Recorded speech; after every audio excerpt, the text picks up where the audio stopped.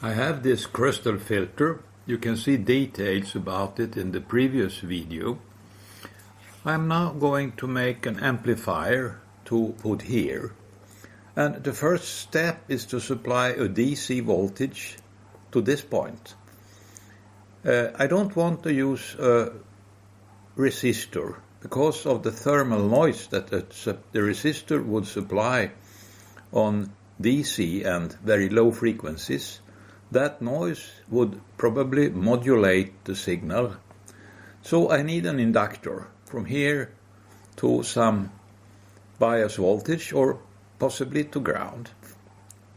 The impedance on the resonance here is about 13 kilo ohms. So the resistive load I could put here has to be in the meg ohm range. And I don't want to detune very much either, so I need a fairly large inductor. This is the frequency response without any inductor. Q is 1.23 million. Here is the response I have now with an inductor that I thought would be very good. It is this one, something like 500 microhenries and Litz wire and all that, so it should be a high Q coil, but as you have seen, it is not. This one is much better. It's like this. Still, I want lower losses than this. This is 75 turns on a 10 mm polystyrene rod. And I had to add about 7 PF capacitors in parallel because the inductance is a bit low. Still, the frequency is a little too high, and the Q is now 1.14 or 1.15. So this seems to be the way to go, but I need a thinner wire, it seems. This is 175 turns of 0.05 millimeter on the 10 millimeter polypropylene rod. I had to add a very small air dielectric capacitor to get the frequency right. And now the Q I see is 120,000. So it went down from 122 to 120. That is less than 2%. So this is good enough. I have prepared for the addition of a source follower. And this is the curve I see on the monitor output. Q is 101.21 million. And now the transistor is connected. And the frequency has gone down a little bit. And I look for the Q. And it is now 1.21. And what was it before? I don't remember anymore. Well, it was 1.195. That was from memory and data marker. So Q is just a little bit better. Means the transistor has a small, very large negative resistance. So it doesn't load, it gives a little enhancement. Interesting. I have completed the source follower, a transformer to make the impedance 50 ohm at this point. This capacitor, 12 PF, is necessary to stop oscillations in the VHF range. The current is about 18 milliamps. And it looks like this.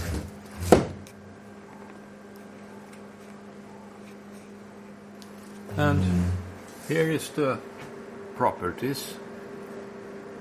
Bandwidth. Well, Q is 1.15 million. If I disconnect the output like that. I am looking in the monitor output from this unit. So disconnecting the output shifts the frequency, and the Q is now 1.44 million. So there is a negative impedance on the gate of the FET when there is no load on the source. But I will put the network analyzer to look at the proper output. And this is what I see. Now Q is 1.13 million and the gain is 4.5 dB. And now I'm looking at the impedance of the output. And it doesn't look so nice. It looks like it's coming near oscillations there on the frequency of the filter. If I look at the wider frequency range, span 100 kilohertz, let's say,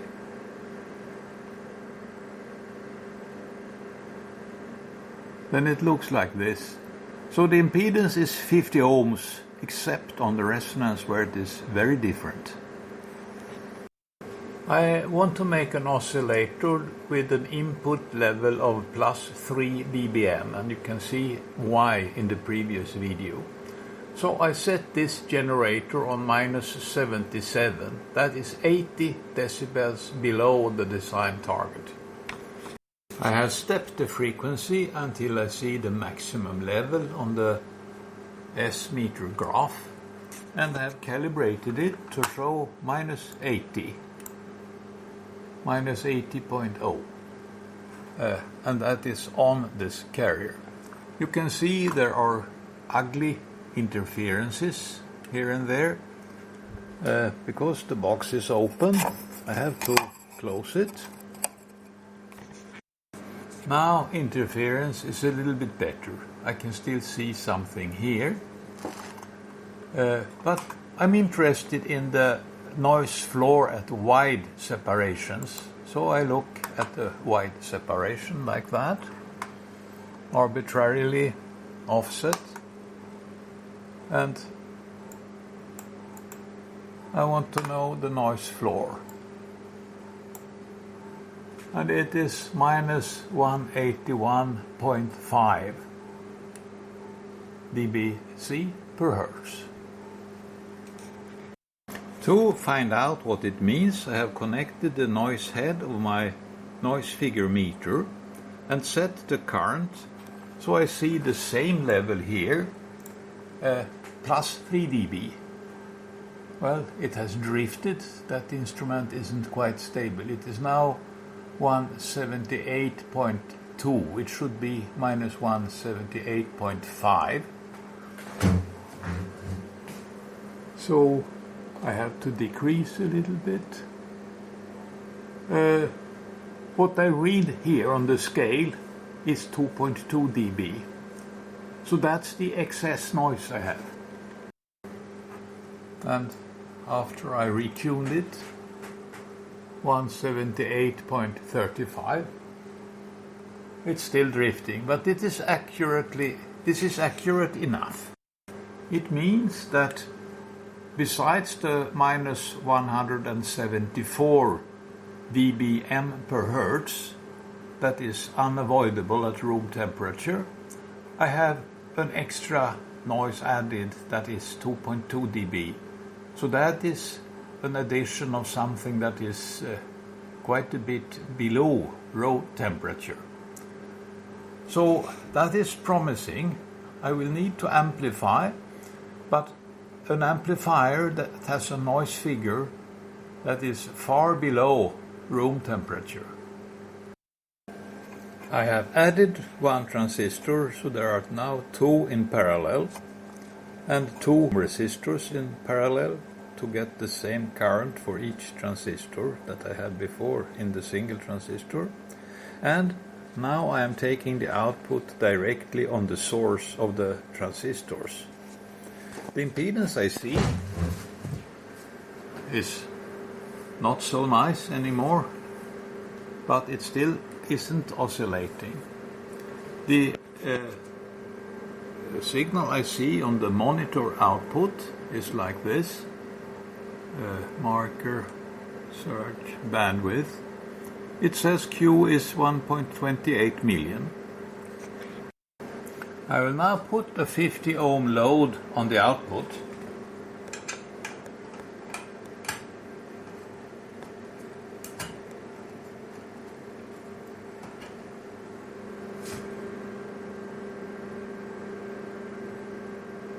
And you can see it makes a dramatic difference. So Q is down significantly.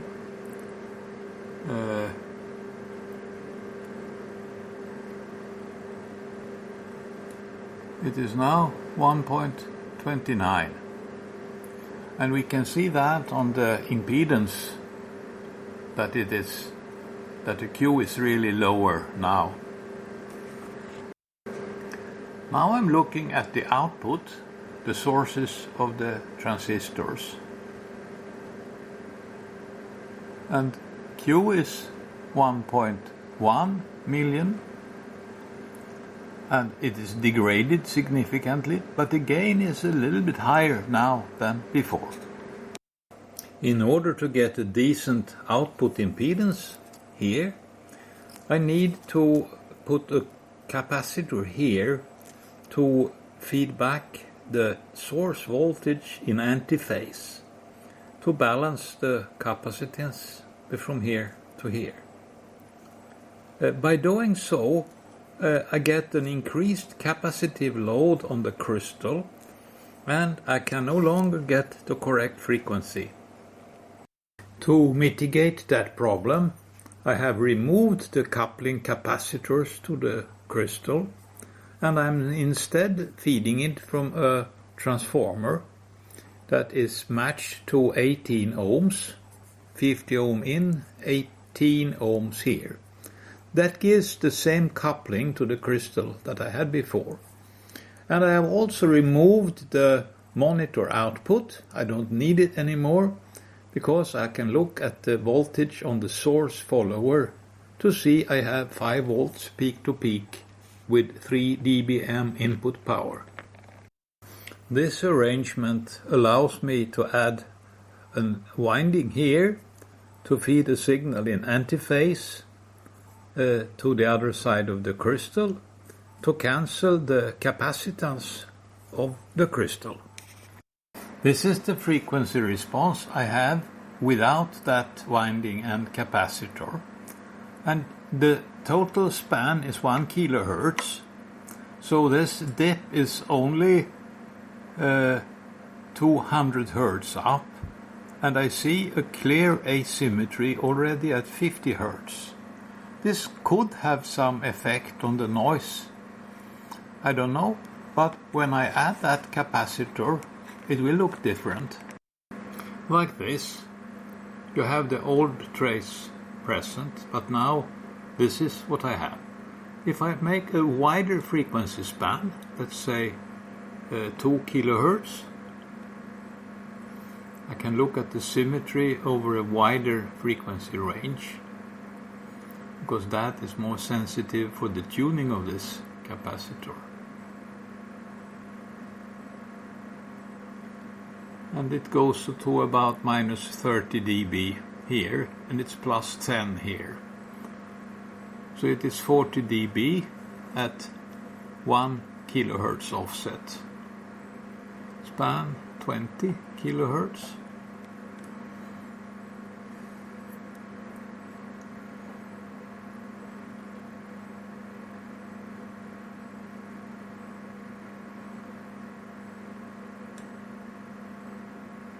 And this looks very symmetric. The frequency span is now 50 Hz from here to here, so it's 5 Hz per division.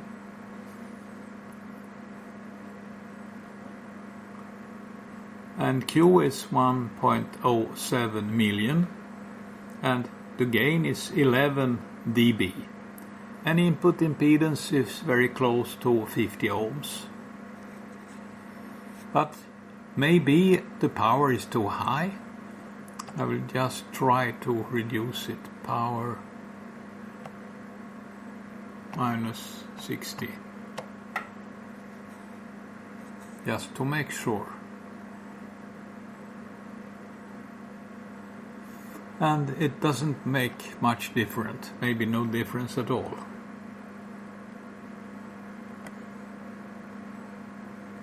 Well, 108, that's the same.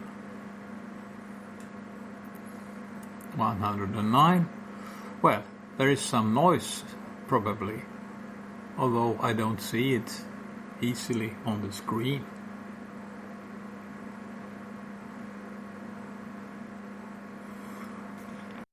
I'm now looking at the output impedance. It's still 50 Hz for the entire screen, and the impedance is fixed at 46 ohms and 1.4 nanohenries.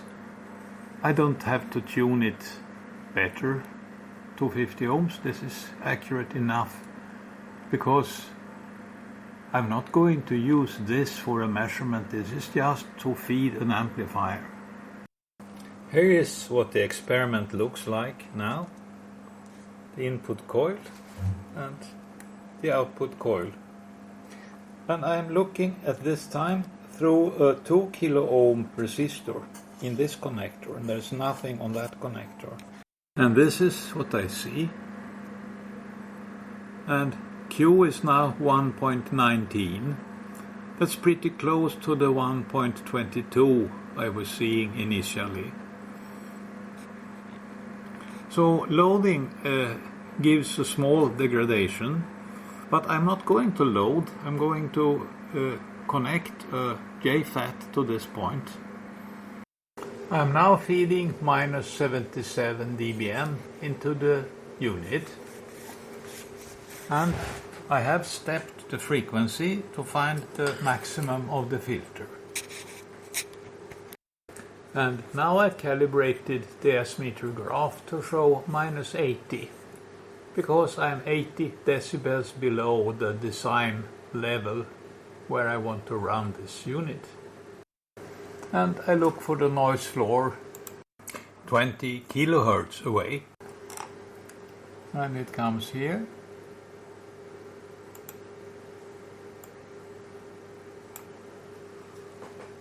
Minus 188.9, well, minus 189. 188.98. Well, minus 189 dBc per hertz. That's quite impressive, I think. And then I disconnect and connect the noise head. And the noise level I see is the same. I have no current into the noise head.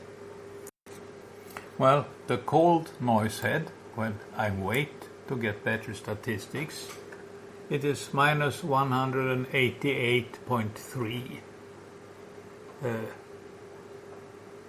And that is when I read in the dB per hertz scale.